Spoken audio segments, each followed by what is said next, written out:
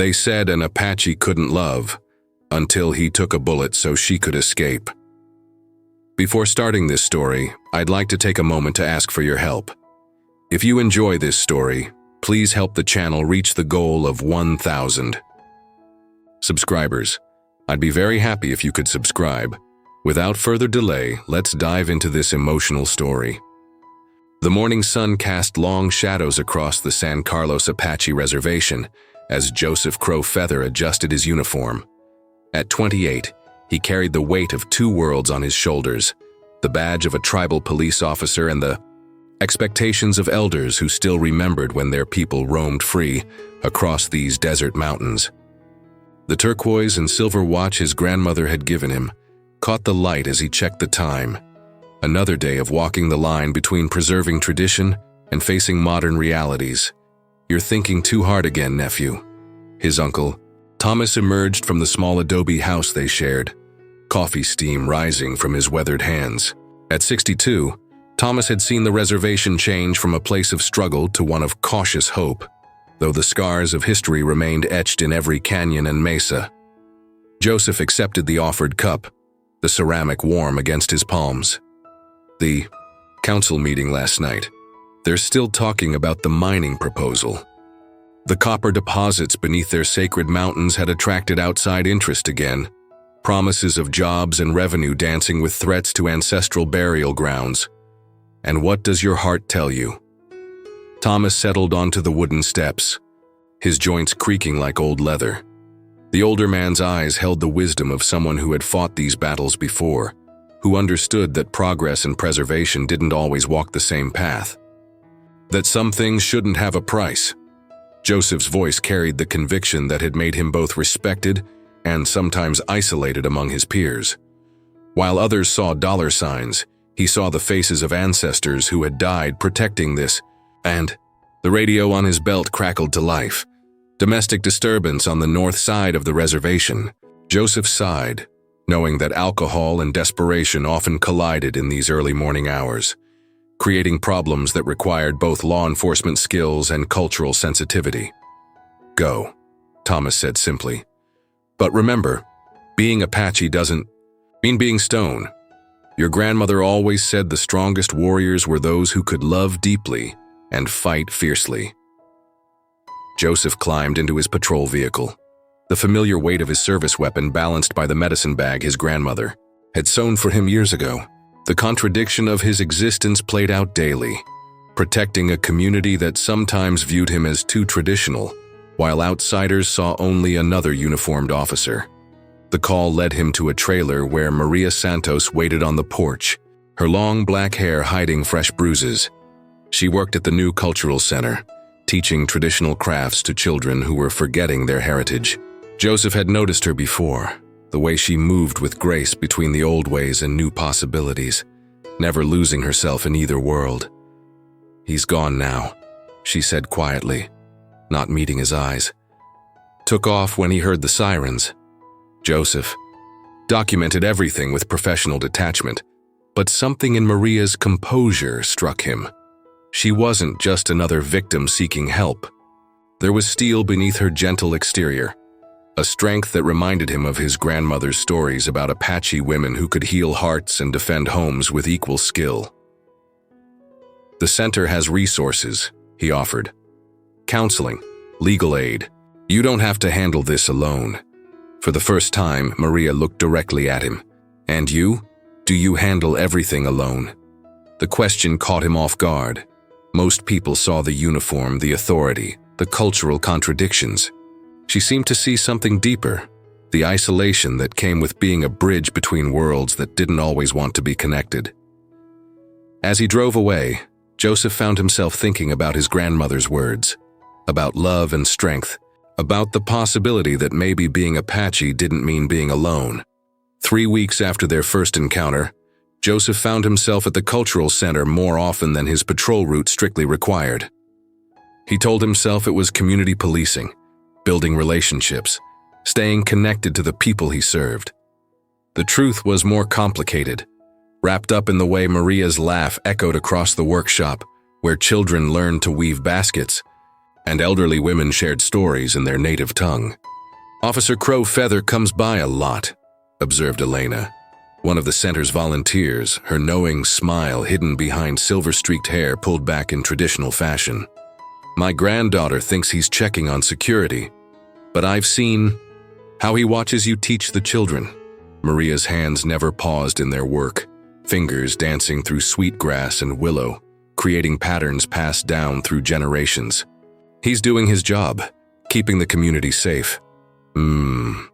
Elena's non-committal sound carried decades of experience reading between lines. "And what about you? You've been different since David left town, lighter somehow.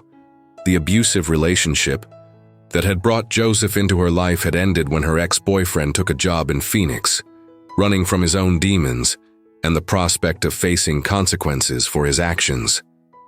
Maria had been relieved, though she'd never admitted it aloud. "I'm focusing on the center. The children need consistency." She held up the half-finished basket, its intricate pattern telling the story of rain clouds gathering over sacred mountains. "Besides, he's Apache police. I'm just Maria from the Pueblo. We exist in different worlds."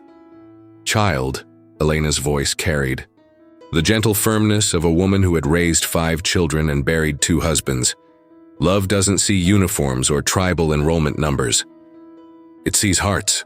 That afternoon, Joseph appeared in the doorway of the workshop, his usual patrol uniform replaced by jeans and a simple button-down shirt. Without the badge and radio, he looked younger, more vulnerable. "I was hoping," he began, then stopped, gathering courage. "There's a traditional dance exhibition in Tucson this weekend. I thought maybe you'd like to go, if you're not busy." The children working on their crafts pretended not to listen while hanging on every word. Maria felt their expectant energy, Elena's encouraging presence, and something deeper, her own carefully guarded hope that maybe she could trust again. "I'd like that," she said simply. The drive to Tucson revealed layers neither had expected. Joseph spoke about growing up between worlds, the pressure to be a perfect representative of his people while fighting stereotypes and assumptions. Maria shared her own struggles, raised by a single mother who cleaned houses for wealthy families, always feeling caught between traditional expectations and modern ambitions. "People assume they know our stories," Maria said as they watched dancers move in elaborate regalia, their movements telling ancient tales of creation and survival. "They see the poverty statistics, the casino billboards, the Hollywood versions. They don't see the teachers, the artists, the families fighting to keep our languages alive." Joseph nodded, understanding the weight of representation. "Sometimes, I wonder if I'm helping my people or just making it easier for others to ignore the real problems." "Maybe," Maria said, her hand finding his in the darkness between vendor booths. "We're not supposed to carry all of that alone." The simple touch sent electricity through both of them. Not just attraction, though that was undeniably present, but recognition. 2 people who had spent years believing they had to be strong enough for everyone else, suddenly realizing they didn't have to be strong alone. They talked until dawn, sharing dreams deferred and hopes carefully guarded. Joseph spoke about wanting to start a youth program, combining traditional teachings with modern skills. Maria revealed her secret ambition to document elder stories, preserving voices that were disappearing with each passing year. "You should do it," Joseph said as sunrise painted the desert sky in shades of gold and turquoise. "The stories matter. You matter." It was the first time in years that Maria had felt seen not as a victim, a stereotype or a symbol, but as herself, complex, capable and worthy of love. The relationship that bloomed between Joseph and Maria over the following months became the kind of love story that grandmothers whispered about. Deep, respectful, built on shared understanding rather than desperate need. They moved carefully, honoring both cultural traditions and personal healing, creating something beautiful in the space between ancient wisdom and contemporary hope. Joseph's small house on the edge of town became a gathering place where Maria would arrive after work, with ingredients for traditional stews, and they'd cook together while discussing their days. She taught him basket weaving patterns his grandmother had known but never passed down.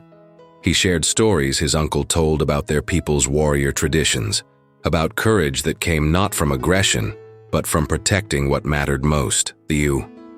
"Children at the center ask about you," Maria said one evening as they sat on his porch, watching stars emerge in the vast desert sky. "They want to know if you'll come teach them about tribal law, about what it means to serve the community." Joseph smiled, imagining young faces eager to learn about justice that balanced tradition with necessity. "I'd like that.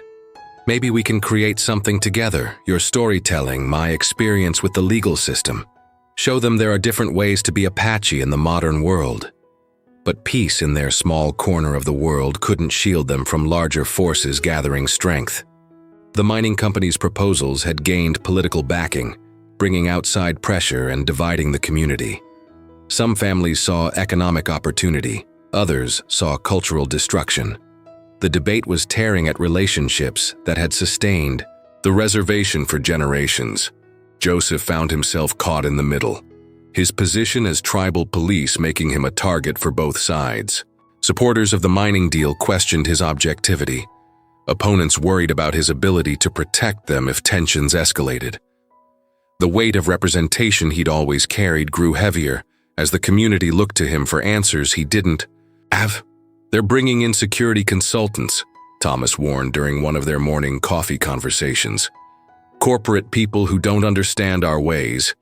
I hear they're background checking anyone who's spoken against the mining proposal." The list included Maria's name. Her work at the cultural center, documenting traditional stories and teaching children about their heritage, had made her a vocal advocate for protecting sacred sites. She'd spoken at council meetings, written letters to newspapers, organized peaceful demonstrations, all activities well within her rights. But in the charged atmosphere surrounding the mining debate, her activism made her a target. Joseph felt the familiar weight of impossible choices. His oath as a police officer required neutrality, but his heart and heritage demanded protection of both his people and the woman he loved. The contradiction was becoming unsustainable. "Maybe I should step back from the center," Maria suggested, one evening after receiving her third anonymous phone call that week. The caller had identified her by name, knew where she worked, and made vague threats about outsiders who didn't respect progress.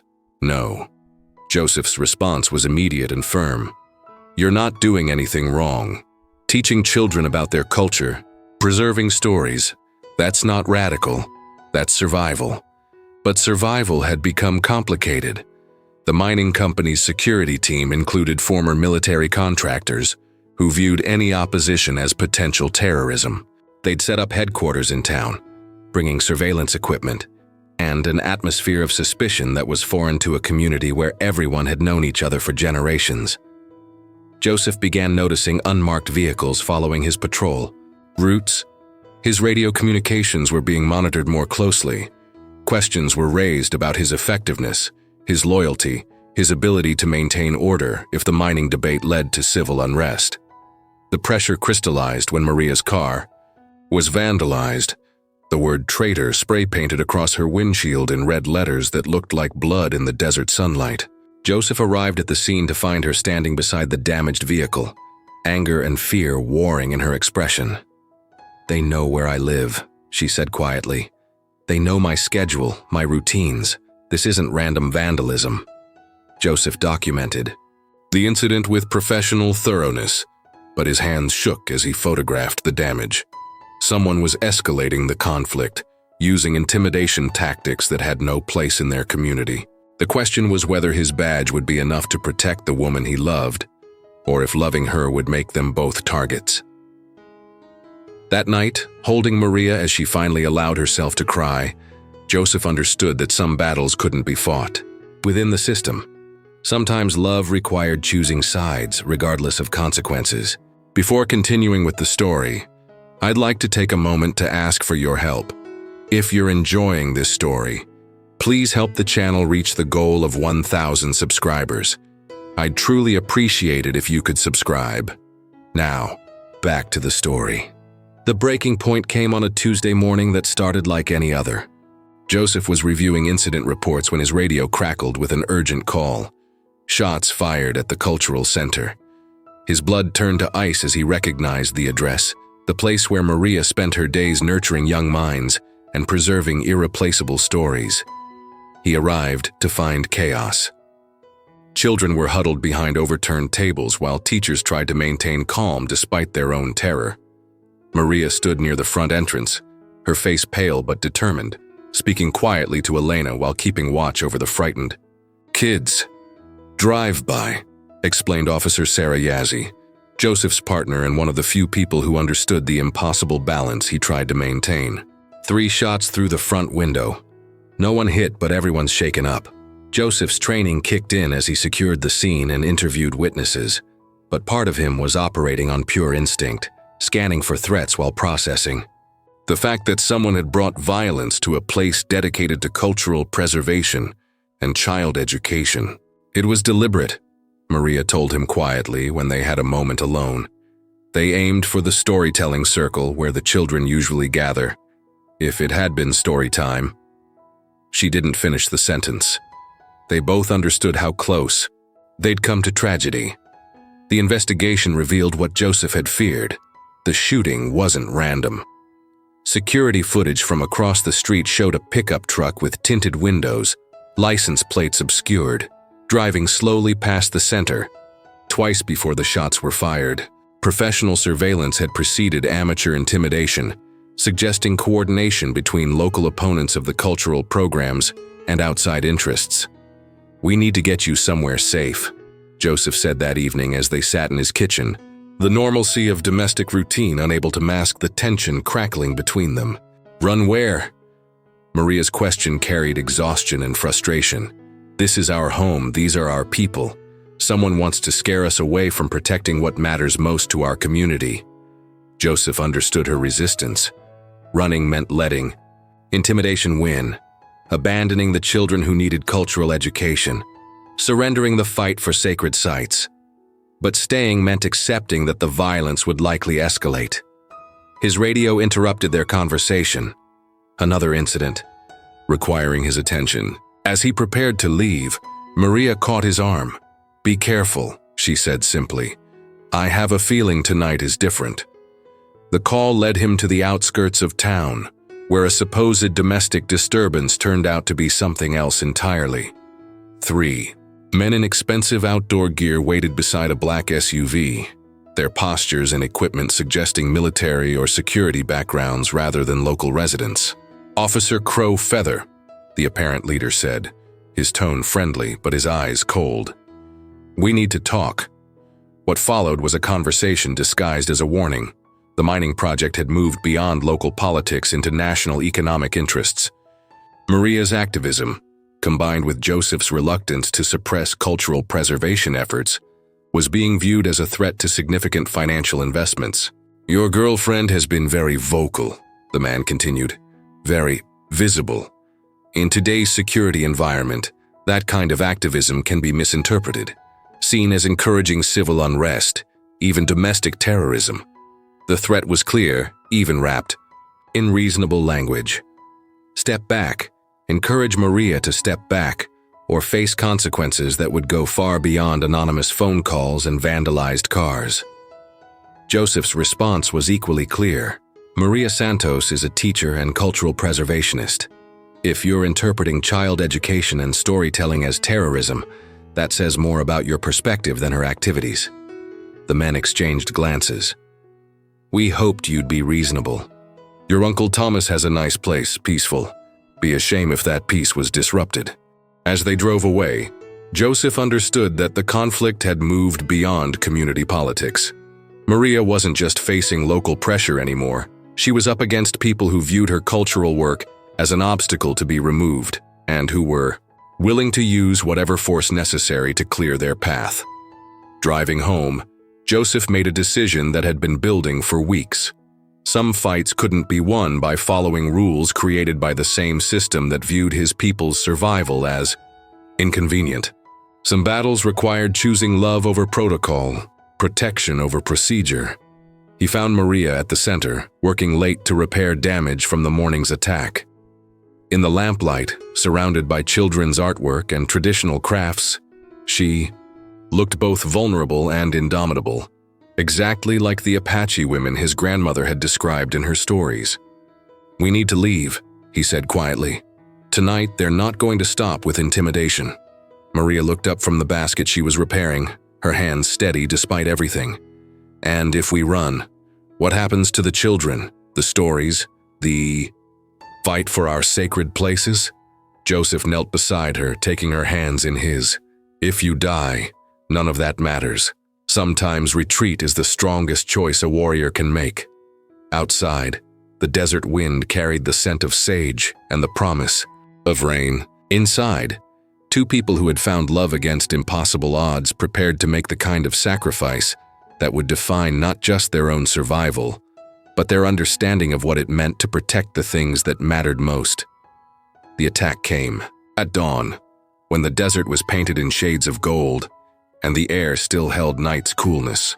Joseph had spent the sleepless hours creating an escape plan, mapping routes through terrain he'd known since childhood, calculating how to get Maria away from people who had proven they were willing to use violence to eliminate opposition. They had agreed to leave at first light, taking only essential belongings and heading for Maria's cousin's ranch in New Mexico, where they could disappear long enough to figure out their next move. But as Joseph loaded supplies into his truck, Maria made one final trip to the cultural center. "Just 5 minutes," she'd promised. "There are documents I need to save, stories that exist nowhere else." Those 5 minutes stretched into 15, then 20. Joseph's radio crackled with reports of unusual activity on the north side of the reservation. Multiple vehicles, non-residents asking questions, a systematic search pattern that suggested professional coordination. He was reaching for his phone to call Maria when he heard the shots. The cultural center was surrounded when he arrived. 3 vehicles blocked the exits while armed men moved with military precision, their equipment and tactics far beyond anything local law enforcement typically encountered. Joseph recognized the lead man from their conversation the night before, the security contractor who had delivered threats disguised as warnings. Through the center's windows, he could see Maria pressed against the wall near the back office, trapped but unharmed. The men weren't trying to kill her yet. They wanted something first. Information about other activists, lists of supporters, details about the community's resistance to the mining project. Joseph's radio squawked with orders to maintain a perimeter and wait for federal backup. The situation had been classified as potential domestic terrorism, removing it from tribal jurisdiction and placing it under agencies that wouldn't distinguish between cultural preservation and criminal activity. Following protocol would mean watching Maria disappear into a system designed to criminalize indigenous resistance. It would mean accepting that their love story would end with her branded as a terrorist, and him powerless to protect the woman who had taught him that being Apache didn't mean being alone. Joseph turned off his radio. The approach required every skill his uncle had taught him about moving unseen through desert terrain, combined with tactical training from his police academy days. He circled the building, using landscape and shadows to reach the back entrance where loading docks provided cover and concealment. Inside, he could hear voices. Maria's steady and strong despite her circumstances, refusing to provide information that would endanger other community members. The security contractors were growing frustrated, their questions becoming demands, their patience wearing thin. Joseph had 2 advantages. They didn't expect local law enforcement to act independently, and they didn't understand the layout of a building designed by people who understood that sometimes teachers and children needed places to hide. The rescue happened in moments that felt like hours. Joseph moving through familiar corridors, using service passages Maria had shown him during their quiet evenings at the center. The sound of the back door opening, Maria's eyes widening as she saw him appear in the doorway of the office where they held her. "Go," he whispered, gesturing toward the exit route he'd cleared. "My truck's behind the maintenance shed. Keys are in the visor." "Not without you, Maria." His voice carried all the love and determination that had built between them over months, of careful courtship and shared dreams. This is what love looks like. Sometimes it means one person stays so the other can escape. The first bullet caught him in the shoulder as he stepped into the hallway, drawing the contractor's attention away from Maria's escape route. The second hit his chest as he returned fire, using his service weapon to buy precious seconds for the woman he loved to reach safety. Joseph Crow Feather went down fighting. His last conscious thought focused on the sound of his truck starting behind the building, carrying Maria away from people who would have destroyed her for the crime of preserving her people's stories.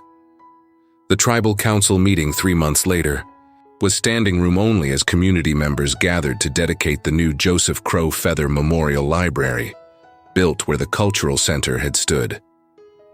Maria spoke about love that transcended life, about warriors who understood that the strongest battles were fought to protect others rather than to win glory. They said an Apache couldn't love, she concluded, her voice steady despite tears that caught the desert sunlight. But love is what made him stand between danger and the people he served. Love is what made him take those bullets, so our stories could survive. In the audience, Thomas Crow Feather nodded silently, remembering his nephew's words about some things not having a price, about being Apache meaning both fierce fighting and deep loving. Outside, the desert wind carried the scent of sage and the promise that some sacrifices create legacies that last longer than the lives that made them possible. The mining project was ultimately rejected by the tribal council, influenced partly by the national attention Joseph's death had brought to the community's struggle for cultural preservation. Maria continued her work documenting elder stories, carrying forward the mission they had shared while honoring the memory of a man who had proven that love and duty could walk the same path, even when that path led through sacrifice. In the end, they had been wrong about Apache hearts. Joseph Crow Feather had loved deeply enough to die for it, and in dying, had shown that sometimes the greatest victory comes not from surviving the battle, but from ensuring that what matters most continues. Beyond any single life,